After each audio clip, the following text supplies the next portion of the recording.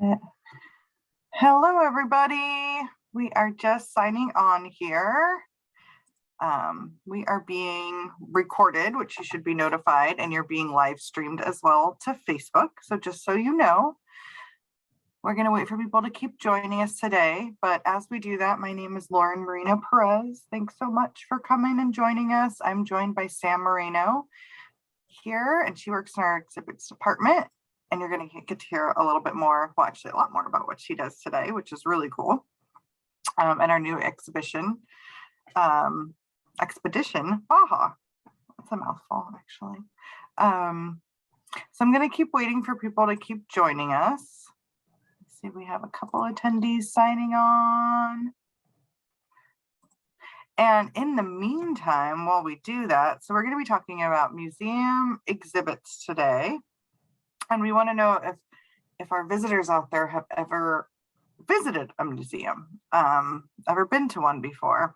Because a lot of people haven't.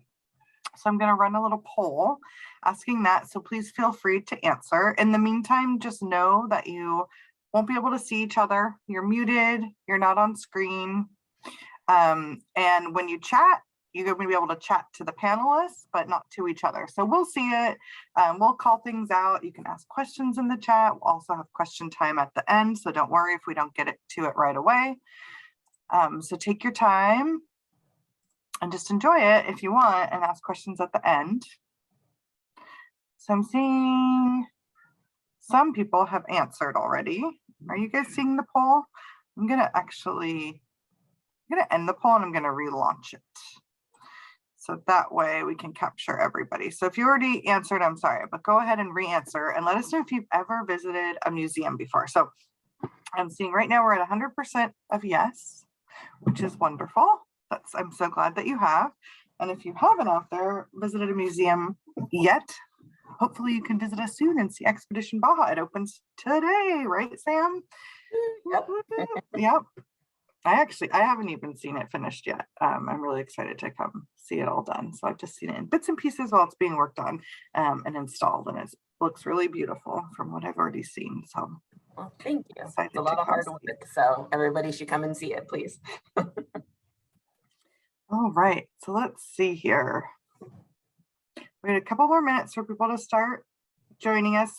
Feel free to say hi in the chat. Just know that you can't see or hear each other, and we are recording this, and we're also broadcasting to Facebook. So we have closed captioning. If you'd like closed captioning, you can log on to our Facebook page and get closed captioning that way.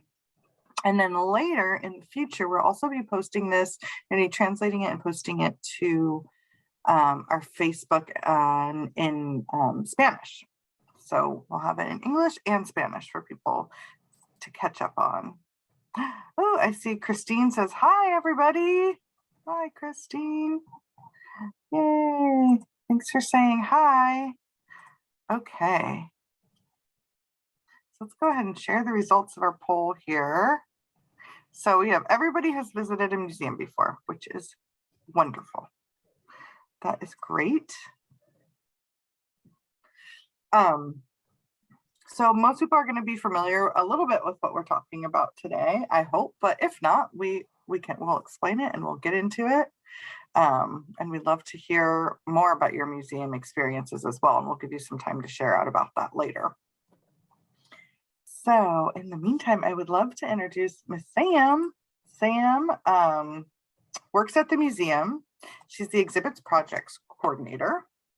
So she's going to tell you a little bit more about that. She's been working on their new exhibition, Expedition Baja, over the last, couple of years, I would say. Yeah, it's been a long time coming. So she's going to share with us about that as well, and how our exhibits team, we have a whole team that works together to bring exhibits to us at the museum. So welcome, Sam. We're so glad to have you here today. Thanks for joining us. Well, thank you for having me. I'm Sam, like Lauren introduced me as. My pronouns are she, her. I have been working at the museum for 9 years now. It's been a long time. Thank you. I started actually in visitor services and then moved my way up into the exhibits department. And I love to build things. So my daily job is I get to design and help build all the exhibits and experiences that everybody sees in the museum at the Nat. So super cool. And I have a couple pictures here showing you building some stuff. Can you tell us a little bit about what this is? yeah, so these were giant books that we made for our library exhibit. This was, oh man, like 5 years ago, I think. And we have a section in the library called the Book Nook, where it's like a little nook that anybody can go in and read books. There's little beanbag chairs and there's giant books to kind of help you feel like you're immersed in, there you go, that's what it looks like. And these are all just kind of fun made up books that we made, and it isn't pictured in this photo, but we actually made a giant sleeping cat too to put on the top of the book. So you can feel very cozy and nice and comfortable to read your books. Yeah, I love that. I love this space. It's a really nice space in the museum, and it's kind of tucked away. And so it's usually pretty quiet. Yeah, it's definitely a nice quiet space. Yeah. So if you come visit us, come visit it. It's on our third floor in the library area. And I was wondering just kind of what a typical day might look like for you, or if there is even a typical day in your work. So it all kind of depends on which projects are happening. Lately for Expedition Baja, for the past couple of weeks, I have been helping to fabricate and clean and install all of the elements for the show. That also includes all of the computer work, like scheduling and ordering things. But for the most part, since the past 2 weeks have been leading up to the opening, myself and my whole team have been in the gallery and hanging up graphics, which are pictures or text panels, installing specimens, which could be plant specimens or animal specimens, and just kind of doing general touch-up so everyone can come in and enjoy the new exhibit starting today. Very cool. So there's a lot that goes into making an exhibit. Yes. And I'm excited for you to tell us about that, because I know before I started working at a museum, I had no idea how much goes into it. And it's a whole team of people working a long time and doing a lot to make it come to life. But before we talk about that, I wanted to know, I hear people say museum exhibits or museum exhibitions. I was kind of wondering, what's the difference? What do these different terms mean? When should I be using them, or is there even a difference? So it honestly, in our museum world, really here, we kind of use them interchangeably. I have seen other museums use them for what they actually are, but really, if you use one or the other as the same, it's fine. An exhibition is a total show. So Expedition Baja is an exhibition that you will see in the museum. An exhibit is more of like a smaller element within that show. So we have a giant diorama of a couple of different desert plant species in the new exhibit. And so that would be considered an exhibit within the exhibition. But really, we kind of use them both the same here at the Nat. Okay, so you can't go wrong, really. Correct, yes. And I'd love to hear about, if anybody can share in the chat about a museum exhibit / exhibition that they have seen. So I'll give you a couple seconds to share in the chat. I'll share some images that maybe will get you inspired and remembering some things you've seen. There are all sorts of different exhibits out there. We work at a natural history museum, so we tend to focus on biology and natural history things. There's art exhibits on different cultures, or this could also be considered an art exhibit as well, because it's artwork, it's sculpture. Some exhibits you'll go to have a lot of videos and are really interactive. Some are less interactive. Some take you traveling to new places. So this one, for example, was an exhibition about the Arctic, the North Pole, and seeing what it's like there, pretending to be in the ice. I don't see anybody sharing in the chat exhibits they've been to. Do you have any exhibits you really enjoyed, Sam? Or maybe any that have come to the museum? Yeah, one of the first ones I worked on when I started here was about pirates. That one was very cool. It was, yeah, it was very immersive and it had lots of really neat things to look at. So that's probably one of my favorite ones. Yeah. Yeah, Pirates was definitely very fun, and it had actors. Yeah, yes. Yeah, we had actors walking around in pirate outfits and Yeah, out in the park and telling people to come in. right. And so that's like another kind of an exhibit, and a living exhibit kind of a thing, which a lot of times people do at history museums or historical sites where people will dress Yep. up and play a character, so you get to experience what that's like. Yeah. Well, I would love to hear a bit more about kind of how you all decide on the exhibits you're going to showcase, how you're going to tell these certain stories. How do you pick the stories you're going to tell in your exhibits? So the certain stories for, let's talk about Baja California, for Expedition Baja. Though we wanted to showcase our researchers and our research partners in Baja California. So there's kind of a running list of all the research that all of our scientists do. And there's many, many stories. Unfortunately, we can't tell all of them, but we have enough space to tell at least a handful. And so we kind of just went through the list. We talked to our curators, we talked to our staff, we surveyed guests to kind of get an idea of what they knew about Baja California and the whole peninsula. Like, did they even know where it was? Do they know what we're talking about? A lot of people did. So surveying, asking questions, understanding what people are interested in, what they would like to learn more about, and what our actual researchers are working on. Because there are many current projects that are happening at the NAT. Yeah, and I love that in Expedition Baja, this picture right now shows some of like the tools of the trade of our researchers down in Baja, which is really, really cool, because I kind of you kind of take for granted that they're down there and they're doing work, but what are they doing and what are they collecting down there and what sorts of technology are they using? There's all sorts of cool stuff that they're using to listen to bats, and then old school stuff, just nets and things to collect insects. And it's a neat mix of getting to see all the tools that they use and get to learn a little bit more about that. And then, I was gonna say, we had lots of fun with this vignette, I guess we can call it. It's supposed to look like a truck bed. So our scientists are loading up all of their stuff to head down to Baja California to do all of their research. So, and some of the stuff actually does belong to our scientists. The plant press, I think we put snacks in there that some of our scientists gave us snacks. Like, what do you guys eat when you're down there? You know, you don't have a microwave, you don't have a fridge. What are you going to be taking with you? So this was a fun thing to set up and to gather things for.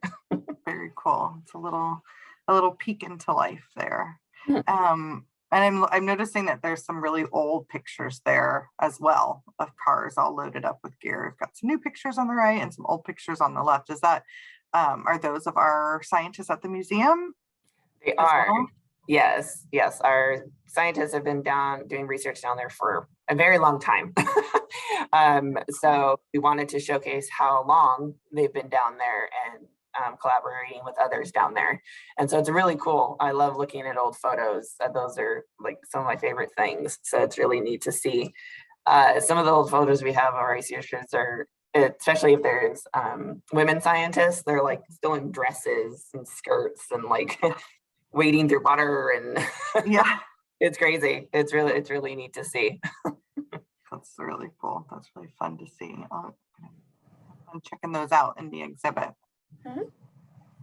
And then I also heard that sometimes you all let visitors help you decide kind of what exhibits you're going to share. Yes. So we, when we were doing a new photo show, we had an idea to do it about insects, but we weren't sure. There was a couple of other ideas floating around, but we did a survey with our guests. So I believe for this one, we had little tubes set out on a table, and they each tube was for a different idea. So one was like insects, another one was like baby animals, and I can't remember what the other two were. And then you fill out a little form, and then you drop it in the tube, and to see which one got voted for the most.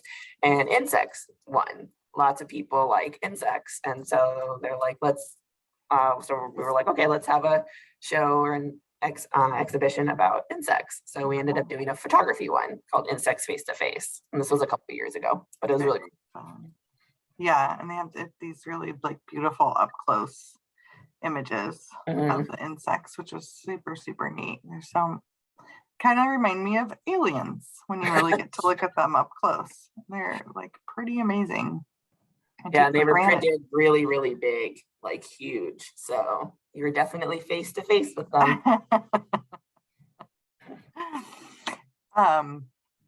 So now that you know, kind of like you guys have decided on what story you're going to tell, what you want to do your exhibition about, how do you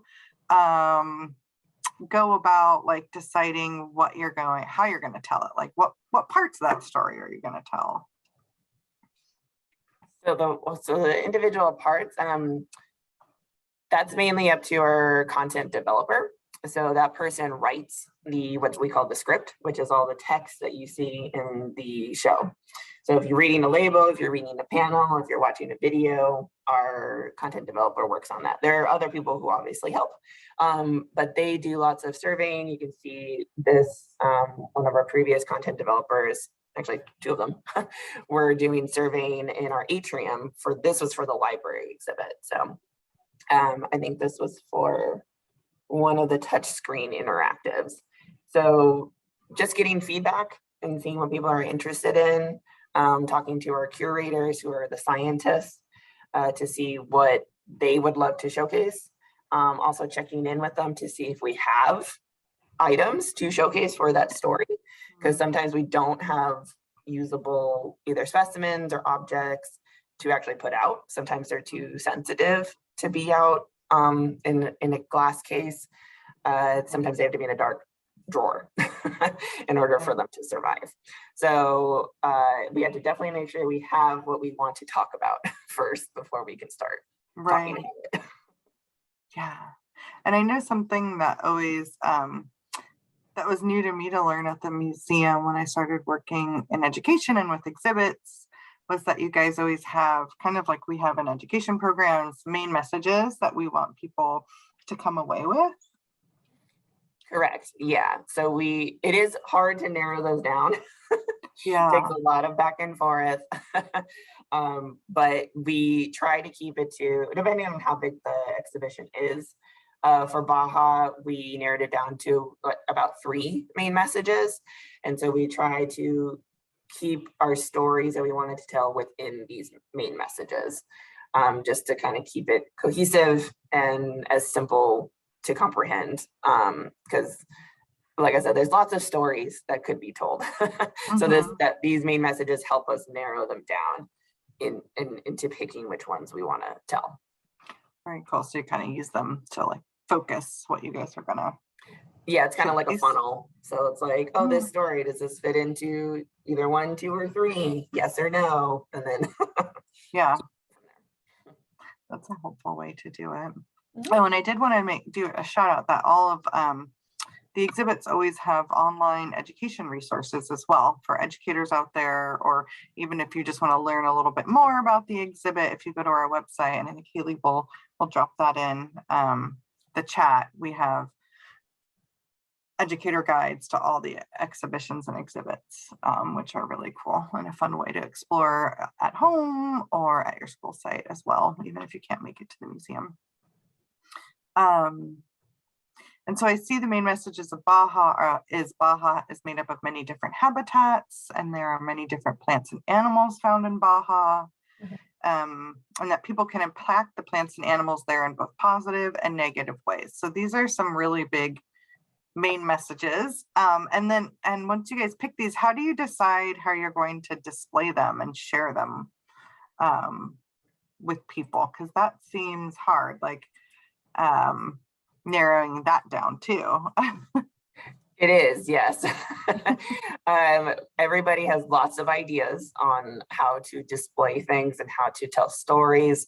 They, I can't remember all of the categories we try to use, but so they can either be a video, it can be sound, it can be a touchable, something you pick up. It could just be something you're looking at and reading. It can be an interactive saying, so like say you need to turn a wheel and it makes something else happen and then it tells you the story. So there are different categories, and depending on what we're trying to tell, we kind of go through that brainstorm. We literally sit there and just yell out ideas sometimes, or write them on Post-it notes and put them on a big board like this, and then kind of go through. This is Abby, who is our content developer. So she gets to take all these ideas and make sense out of all of them. And then also our fabricator and our designers, they need to be able to make sure that this stuff can be built and can last, can stand up to people interacting with them, and obviously make it safe. So, and make it fit within the space that we have. And as long as it's still telling the story that we're trying to tell, it can't be too elaborate that the story is going to get lost. So it definitely needs to be simple enough, but interactive enough to keep your attention. So yes, it's hard to narrow it all down. But so for Expedition Baja, we wanted to showcase what we called the big five, which are really big plants that live in Baja California. So this is a little mini diorama that one of our artists made, and I actually have some of those with me. So they look like this. So cool. So somebody actually sculpted those and just made them as how they want them to look in the space. Yeah, and so they're actually made out of foam. So this is green foam, and then he put what's called an epoxy over it, sculpted it, and then painted it. And this is an elephant tree. So this is mini size. And then if you come see the new exhibit, you can see the big size of it. And then there's a couple more that he did. This is like a cardone cactus, you can see, and then the big one's in the background of that photo right there. So we make little miniatures of bigger stuff. There you go, there's a good picture of it. And we had an outside fabrication company make these for us, and they're actually based in Minnesota, so they had to get shipped all the way over here. And so with this, we know we wanted to make an immersive experience. We wanted the guests to feel like they were in Baja, seeing these actual plants. Because I mean, unless you can go to Baja, you're not gonna see them here. So we wanted to definitely showcase these in a big way. And this is the biggest exhibit element in the space. It's a fairly smaller space, so we wanted to do one big thing, and that's what this became. This is one of my favorite things in the exhibit. Yeah, it's amazing how real they look. Yes, definitely. But none of them are real. They're all like artists made them, which I think is so cool. Yeah, and our artist did his name is Jim. He did the mini dioramas, and then he put all of this together once we got them from the fabricators. He also painted the background. So this is the first version, I think. But oh wow! So he painted this. So it's absolutely gorgeous. Yeah. And then we took a scan, we photocopied it, and then we put it into Photoshop to make it bigger. And then we sent it to printers, and they printed it out as a bit wallpaper. So yeah, that's pretty cool. I want that wallpaper in my house. I know, right? So pretty. So cool. And then I also noticed that you mentioned kind of earlier, put text or labels with the exhibit elements. So what is a label basically? Because you see them in all exhibits, stuff. There's always text there. Yeah. So a label, the way we use a label usually is to tell you what you're looking at in a simple, smaller version. So if in these cases, we have I think an owl specimen, a bird, and I think a squirrel in the other one. And so when you lift up what we call the flipper, so the flipper gives you a general idea of what you're looking at. It gives you more information. And then if you open it up, there's a smaller label inside giving you the common name and usually the scientific name. Sometimes it'll give you the location of where that specimen is found, but it kind of just depends on the show. But so yeah, labels are usually smaller. And then we have bigger, what are we called extended labels, which are like the flippers that you're looking at right now. And then the stuff at the wall, we call those panels, because those are going to be kind of like the intro, like where are we, what kind of stories are we telling you. It gives you more extra information, and they usually have photos on them too. As you can see, this one talks about different habitats at different elevations. So let's also see here, we have the picture of the library exhibit that you worked on before too, and it looks like this is a model too, so a kind of a small representation of how big of what it's really going to look like in real life, to make sure everything fits in these little like post-it notes on tables. Are those where labels are going to be? Yes, Cool. labels and cases, monitors if we're watching a video, or a speaker if you're listening to a sound. Yeah, definitely miniature models help. Yeah, It helps you visualize like, oh, this table needs to go here, or this TV screen would look better over here, or this graphic would look, maybe it looks better on a table as opposed to on the wall.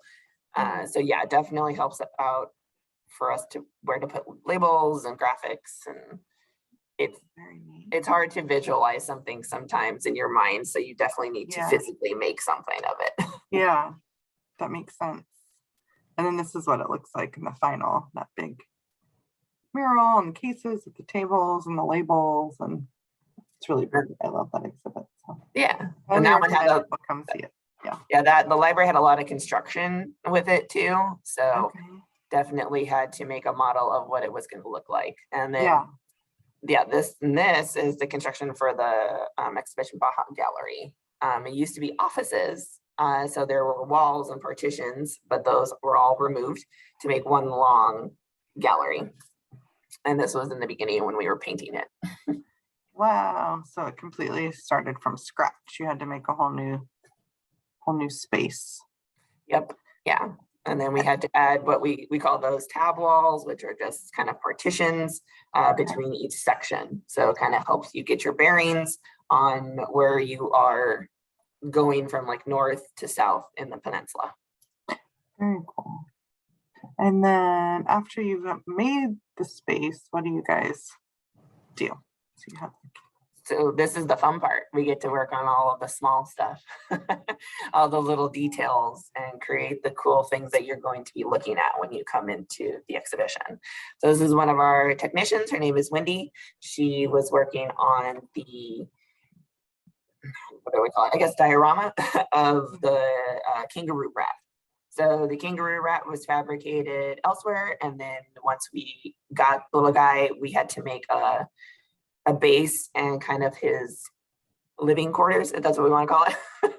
and then the case goes over this. And this story is all about the kangaroo rat who lives in Baja California. Very cool. It's adorable. Those whiskers and that tail. I know, they're very cute. And it's a super cool story too, right? Like we thought, scientists thought this species, this animal was extinct, no longer found in the world, and then they rediscovered it. So that's a really fun story. So definitely check that out when you go to the exhibit, and online too. We should have that information online. So yeah. And for that particular story, we wanted to have a lifelike representation of one in its living in its habitat. And then also there's a monitor there, and it shows a video of them and like what they actually look like, and our scientists going down there and studying them. So it's really cool to watch. Oh, very fun. Oh, good. Look forward to that. And then this looks like a mock-up kind of as you're fabricating things. Yeah, so for this one, this is Isla Santa Catalina. So it's an island, and that island has giant barrel cacti on it. It's Wow. really cool. I see that. And we're like, okay, we got to actually print or have something of this giant barrel cacti. And so we printed it out on the printer that we have at the museum just to kind of see what it looks like. Yeah. And that's what the photo or the picture is on the left-hand side. And then on the floor, you can see we usually cut out pieces of paper that are the size of whatever the table or countertop is going to be. And then we lay the thing or whatever we're going to put on it, we lay over it to see if it fits. This table particularly has, I want to say 8 or 7 animals on it. They're replicas, they're fake, they're models.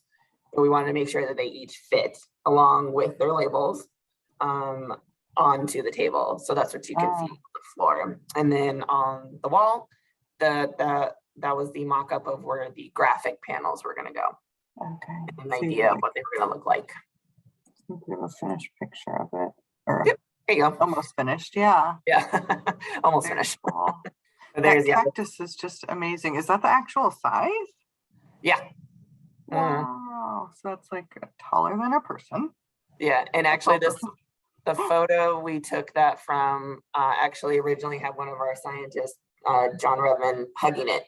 And then we had to or like fake hugging it. He wasn't actually hugging it. But we had to Photoshop him out of it.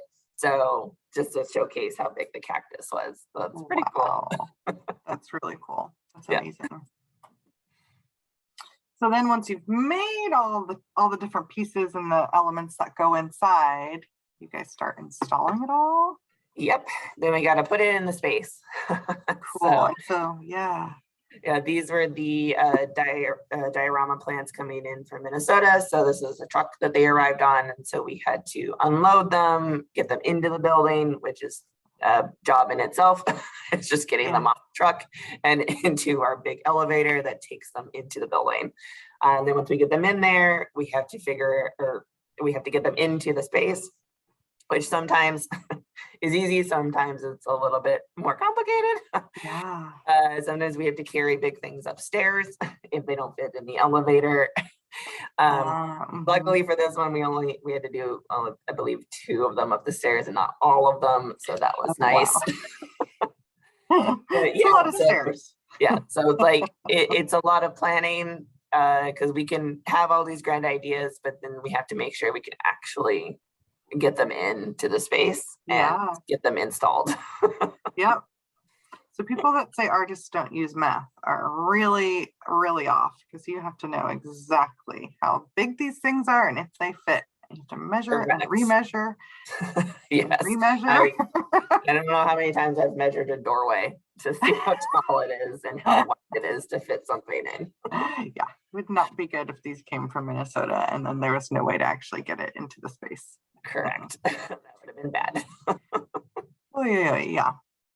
And also they're so, well, at least the yucca there is so spiky. It seems like you have to be super careful when moving it as well. Yes. Added element. So yeah, the yucca, the boojum tree was actually probably the most. Really? Yeah. Here. No, the tall one. Mm-hmm. Yeah, that one, because that one was very spiky. Definitely be careful. Yeah. With that one. The elephant tree, the one on the left, actually wasn't too bad.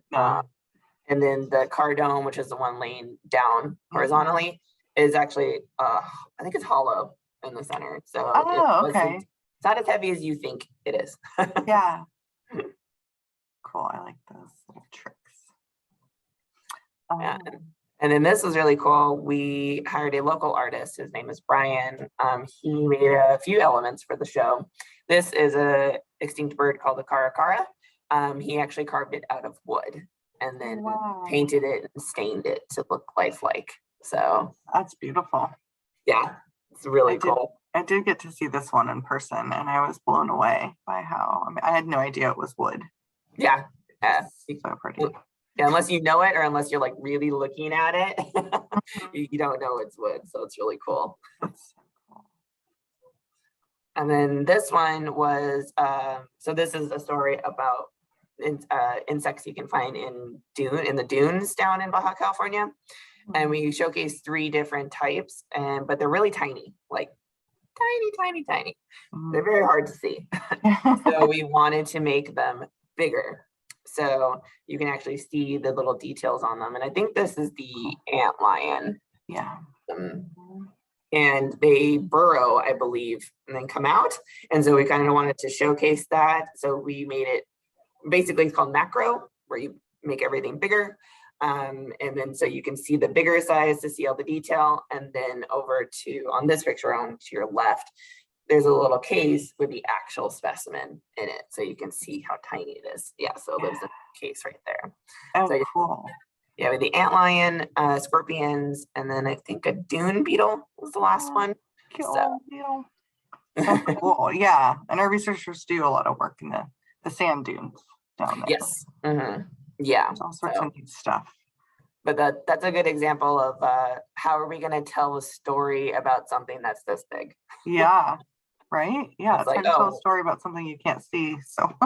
Correct. So it's like, because it's a really cool story, or they're all really cool stories. But it's like, okay, well, how do we make this interesting, and how do we, showcase these really cool animals, but bigger? Yeah. Yeah, they're pretty remarkable when they look big. And then I know you also worked with, this is kind of a view of the exhibit as you approach it, and there's this beautiful mural here. Yeah, so we worked with a Tijuana artist. He was down in TJ, Spell Uno. He's an amazing, I guess he considers himself a graffiti artist. I'm not sure, but he uses spray paint most of the time to paint these giant murals, and they're gorgeous. So we collaborated with him, and he created this awesome mural for us that you will see I think it's 60 feet. Wow. Yeah, all along the whole side of the new gallery. And so colors. Yeah, it is so cool to see something so bright. Yeah. It will definitely catch your attention, and it showcases most of the stories that we're telling inside the gallery. So there's the kangaroo rat, there's bat, gecko, the caracaras on there. And then I think, some of the plants are on there too. There's the red-legged frog. So we wanted to showcase the stories that we were telling inside, and he did an amazing job. Super beautiful. Yeah, that's really cool. So after you construct the space and you fabricate everything and you install it, you get to have a party, right? You get to celebrate, maybe take a little rest. You take a nap. Yeah. Definitely. So it depends on the show, on how, basically, I guess, how big it is. For Expedition Baja, we had a little internal celebration yesterday where we had some cake. And then there's going to be, I believe, something happening tomorrow, or I think tomorrow. I'm not really sure. And then there's also what we usually do call a VIP special. Oh, June 4th for members. There you go. Thank you. And then there's a celebration with usually the VIPs, who are our donors, who helped basically pay for the exhibition to be built. And those are kind of like a dinner sometimes, or just more kind of like a cocktail hour kind of thing. That's what you're seeing in this photo. This was for the library opening. So they had a big ribbon cutting. And then our CEO, who's Judy, she's over on the left. She'll give like a little speech thanking everybody for coming and for all the hard work and all that kind of stuff. So, but I think we're doing a ribbon cutting for Expedition Baja as well. Very cool. Yeah, it's important to celebrate those wins. And also, if you are a member of the museum, it's cool to know you get to come to special things like that when we have openings and special things just for members. So very cool. Definitely. And then I'm seeing some books in the background here. Did you work on these books too? These oversized ones? I did. Yes. Yeah. That's one of my favorite things that I've ever worked on. Yeah. Oh, that's funny. That's a question we were going to ask. And actually somebody in the chat asked too. Okay. It's one of your favorite exhibits you've worked on. So Yeah, definitely. The giant books, they're easier than you think to make. So if anybody needs giant books, let me know. I want giant books.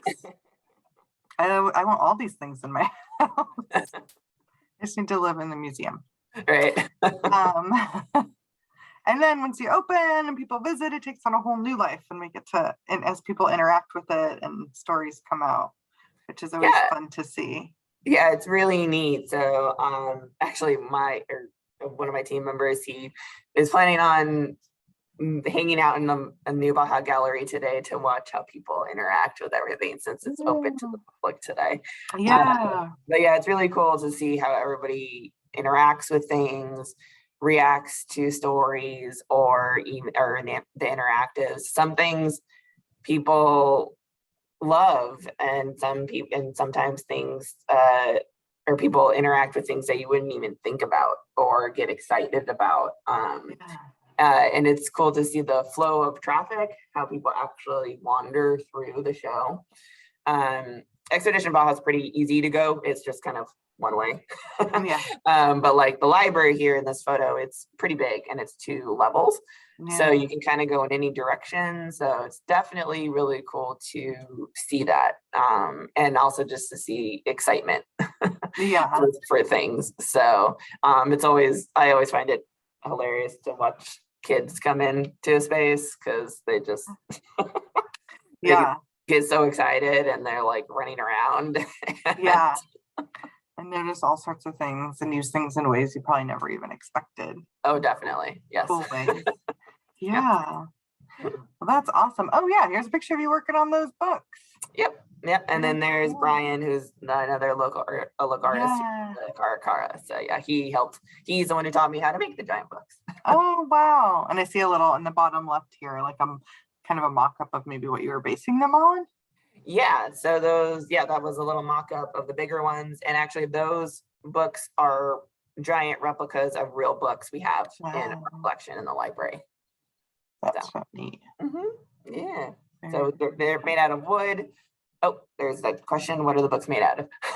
So they're made out of basically called MDF, which is basically just wood paneling and 2x4s to make essentially a big box that's hollow on the inside. And then we put epoxy along with burlap.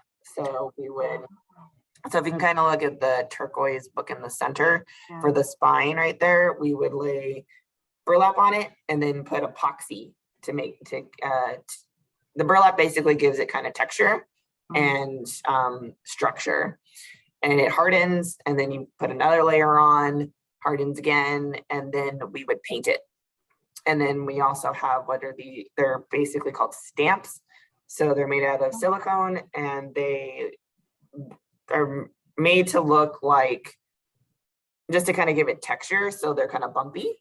So while the epoxy hasn't hardened yet, we would press the stamp into it to give it either dips or bumps or cracks or whatever we were trying to make it look like. Yeah. And then it would harden, and then we'd paint it. And I could do the base painting, but Brian did all the detail painting. Yeah, that's so cool. I mean, they really just look so exactly like their little Yeah, like the little what they're based off of. It's pretty amazing how you guys were able to do that and piece that together, because it's not like you can go find a book at a library or Google search how to make a giant book, right? It's something you guys are figuring out. You have to figure it out and test it and do it that way. Well, we're just about at time. Okay, I see. Yeah, you answered the question that Karen had, and yeah, there's a lot of work that goes into all of this. If there are any more questions, now is the time, because we pretty much are almost out of time. I wanted to let everybody know we are taking a break from our live programs during the summer, but we'll be back Friday, September 23rd at 10 a.m. So please join us then. Come visit the museum this summer. See Expedition Baja. It's open today. See Sam's amazing work and the work of her fellow exhibits team members. It's really beautiful.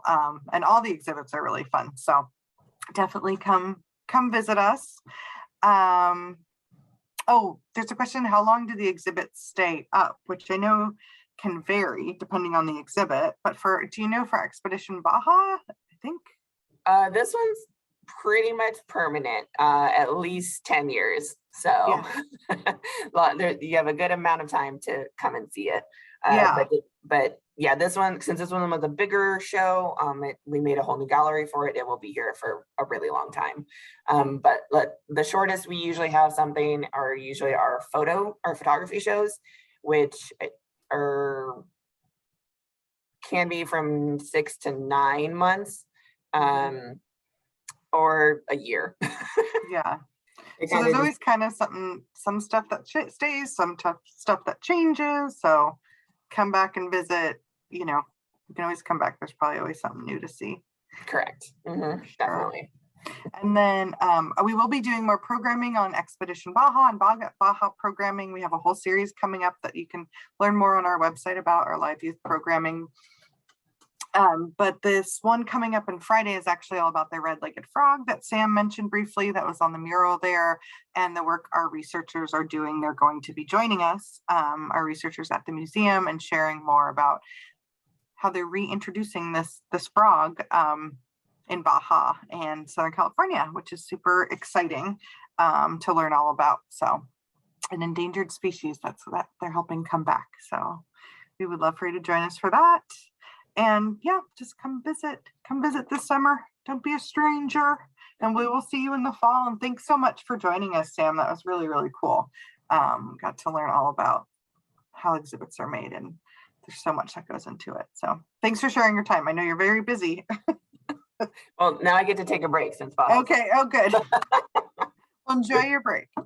Thank you so much for having me. Thank you. Bye, everybody. Thanks for coming.